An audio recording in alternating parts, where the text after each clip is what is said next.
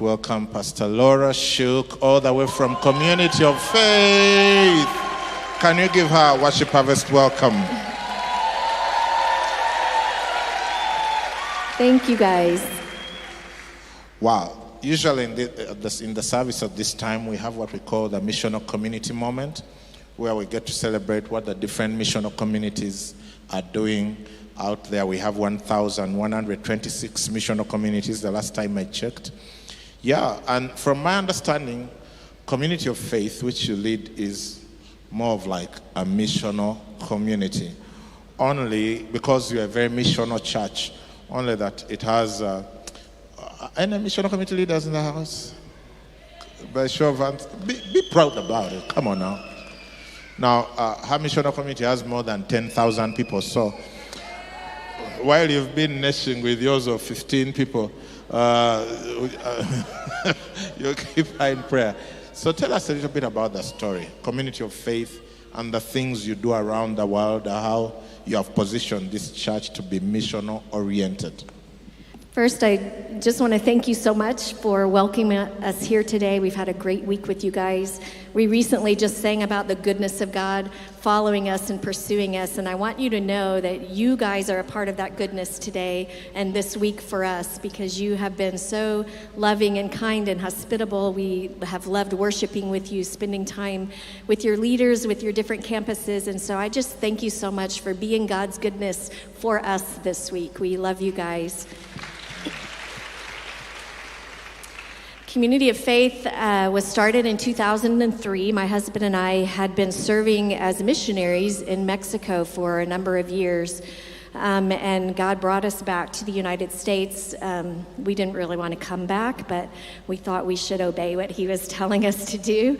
So we went back to the United States, and we're looking for churches that were interested in missions and doing things around the world, and unfortunately, we weren't able to find that church. And there came a day when we just heard God say, you start that church that will have that heart for the people of the world. And so that was how Community of Faith was birthed. And we have just continued over the course of almost 20 years to get that DNA into our people, to get that heartbeat into them, to know that it's not all about us and our building and what we want or need, but it's about the rest of the world, and that God has blessed us so that we can be a blessing to everybody else, not to keep it for ourselves and spend it on ourselves and do things for ourselves. And so that's been our goal. That's our mission. We have several countries that we're working in at this time. Obviously, we're partnered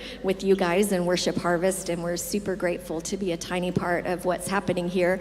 I told the Lovers Gathering yesterday, sometimes when you're in the middle of something, you don't actually see what's happening. And coming and looking from the outside at Worship Harvest, I want you to know that God is doing an incredible miracle among you guys. Just the exponential growth that you guys have seen over the last couple of years, and so many people coming into relationship with Christ. So I want you to know God is here, His Spirit is moving and working, and you guys are a part of a miracle taking place. So we are partnered with you guys. We're happy to be a tiny part of that. We also have work that we're doing in Burundi, Africa. We have partnered with the Batwa people. I imagine many of you have met Claude Nikondeha before. He's our partner there, and his wife Kelly. We have focused on education, on healthcare, in particular, giving a strong start to newborns, to pregnant mothers in the first 300 days of life, from conception till they're older. And so we do that work there. We have a trade school.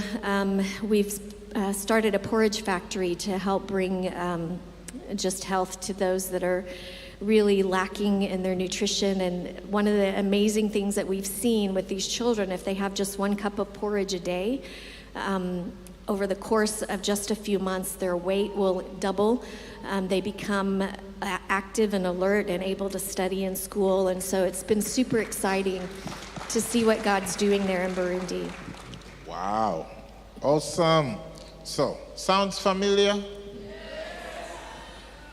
It's not about us. It's not about enjoying everything. It's about other people. And that's why we say church begins on Monday. Sunday is garage time. What else are you doing out there? Because these guys have met Claude, but I know there is a lot more going on in other countries. There is.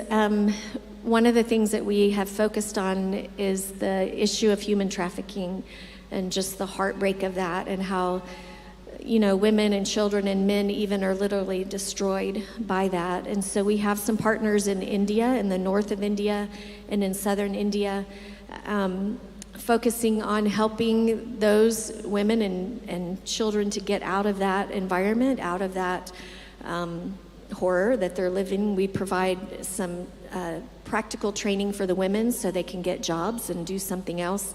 But we have started a school there in northern India that now has, I want to say, about 200 children. And these are children that have either been rescued from trafficking or their mothers are involved in it, but they have allowed us to take their children to this boarding school so they don't grow up in that environment. And so we're able to pour into these kids' lives, give them a good start, so hopefully they won't end up the same way. We're doing the same thing in the Philippines as well. We have a home for girls that have been rescued to provide healing and get them back on their feet again, help them through the legal process if they need that help.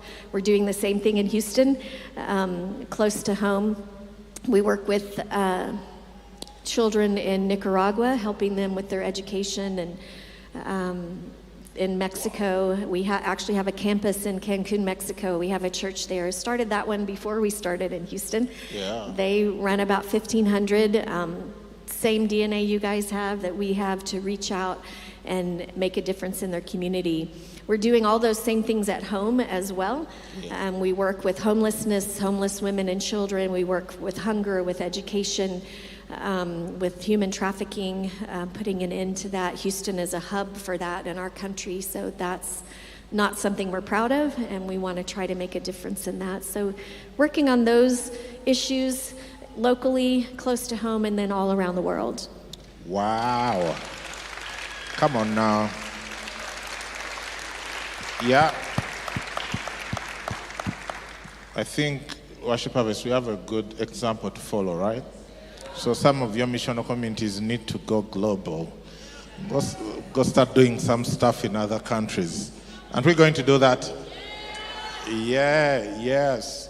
Now, tell us I think you've mentioned it, but when I first met you guys, Pastor Mark and yourself, I didn't know that you had been missionaries in Mexico before, and that maybe that sort of has informed how you've built this church to be missional oriented. Tell us a little bit about that. A lot of people here, Mexico is just a country on the map where there was a World Cup in 1986, but they can't relate. Like when Mark said Mexico City has about 30 million people, I was like, what does that even look like? So to think you've lived in that kind of environment and now back in the States, tell us a little about that. I'll start just by honoring my grandmother. She was a nurse, and she took time every summer to go with a group from her church, a missional community, took doctors, and they went down to Mexico across the border, the southern border of the United States, and they held medical clinics there to, it still is an extremely destitute area. And so I watched her do that all across the years. And she prayed that one of her grandchildren would be a pastor or a missionary. So I give her the credit. She prayed this into being. But when I was about 17, I saw there was a group of college students that visited our town, and they had traveled from across the country to come to our town to tell people about Jesus. And it was the first time that my eyes were open to the fact that people do that. They leave home and they go somewhere else and they tell them about Jesus. They go to where people haven't heard the gospel story yet and tell them. And it was at that point that I heard God say, that's what I want you to do. So when Mark and I met, he'd had a similar calling from the Lord to do mission work. In fact, when he proposed, he said, I'm going to be a missionary one day. Is that okay?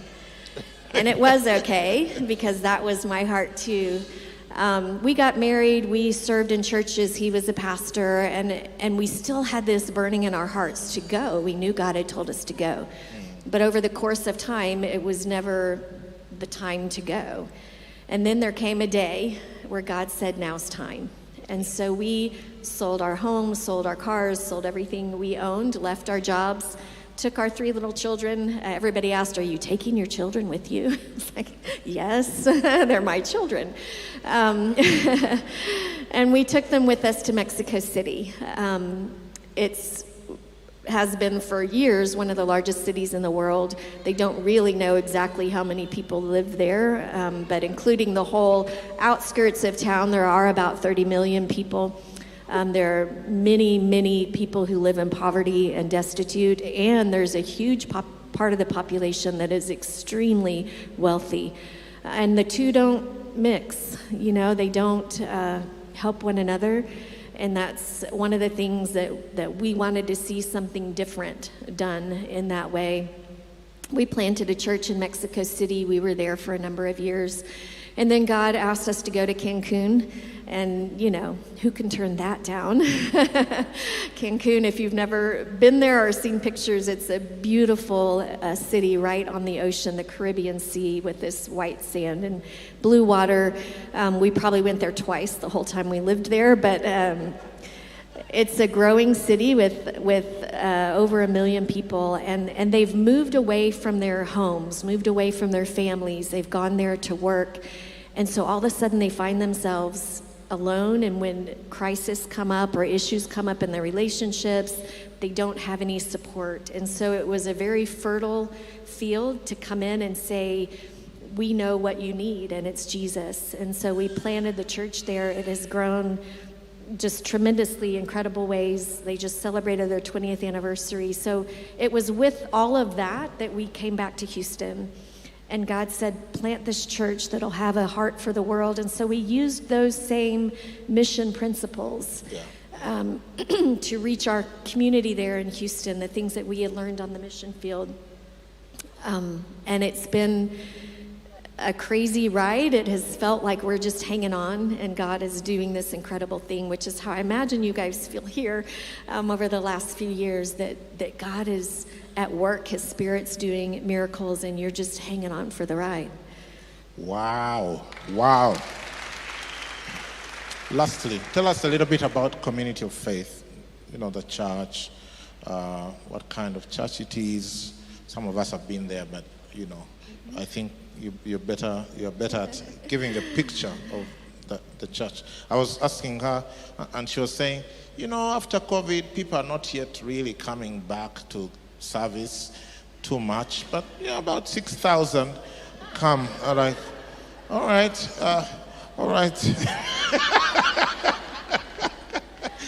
Location pastors, I greet you, those who are watching us.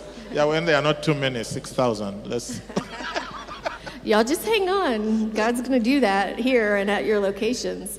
We never expected that to be the case. You plant a church and God's asked you to do it, but you never imagine the extent of what he's going to do. And you look back, maybe after 10 years and go, oh, wow. And then now almost 20 years, it's like, oh my goodness, I don't even know what happened, how this happened. But it's certainly been God at work. Community of Faith is my favorite place. I would be there every day. I just love being there. I love the people there. We have such an incredible congregation of people that just love the Lord, and they love people. And our goal is that when they turn on the road leading to our parking lot, that they feel God's Spirit even there before they even walk into the building, that as they park their cars and get out, that they sense and know there's something different about this place. And as they walk in the door, that they know they are welcome, that they feel like they're at home. And we have so many people that say that, as soon as I walked in, I felt at home. And I just think, thank you, Jesus. That's what we want to accomplish, that they feel that Before anything else has ever happened, they haven't heard a message, they haven't heard the worship team, nothing's happened, but they already feel at home and welcome. And so it's that kind of place. Our worship is very much like yours, except, we're American, and somehow we didn't quite get those dancing genes necessarily, and it breaks my heart. We get up there and we're kind of like, and we can't move our feet. So when I get to heaven one day, I know that God's going to give me dancing feet, and I'm going to be dancing with you guys, okay? Look for me. But we do have the worship. We sing a lot of the same songs, even ones that you sang here today. We love to worship. We love to praise God because of what he's done for us. One of the other things that is characteristic and maybe unique to Community of Faith, which is a sad commentary on the church in America, but we're a church that prays. We believe that prayer is the work and that everything else will flow from that. When we have meetings, we tell our staff, you need to pray as long as you meet. Like if you meet for 30 minutes, then you need to pray for 30 minutes. That's the work. The meeting is great. You can make all kinds of plans and talk things out with one another, but if you're not praying, you're not getting God engaged in the action. And so we are and want to be and strive to be a house of prayer and teach our people that. We have all the same things you do for our children, for our teenagers, that they have a welcoming place, a safe place to go and to learn about the love of God. And we encourage missions through all of that the kids would be serving, they would be giving. And I think it's important that they grow up learning those things. Every November and December, we have what we call our best gift season at the church. And it's in November for about between 4 to 6 weeks. November, December, we share stories from around the world. We've shared stories from Worship Harvest and from our other partners of the things that God has done over that year.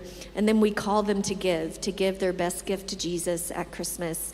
And those are the funds that are used to do our mission work around the world. And Community of Faith has been so faithful all across the years, have given millions of dollars to do things around the world. And so it's a church with a heart for the world, a heart for the Lord, knowing that prayer is the work, and that's who we want to be. Wow. Awesome. And here at Worship Harvest, Community of Faith have been our partners too. Every time we've met a big mountain that we can't seem to be able to go over, they come along and hold one side, and then they sort of throw us over, and then we figure out how to keep going. So they've been a great encouragement. Pastor Mark and Laura have been friends of ours for more than 10 years, and so they've been such a great encouragement to us and to all the things that we do, and helping us with some of the big projects that have required a little bit of oomph.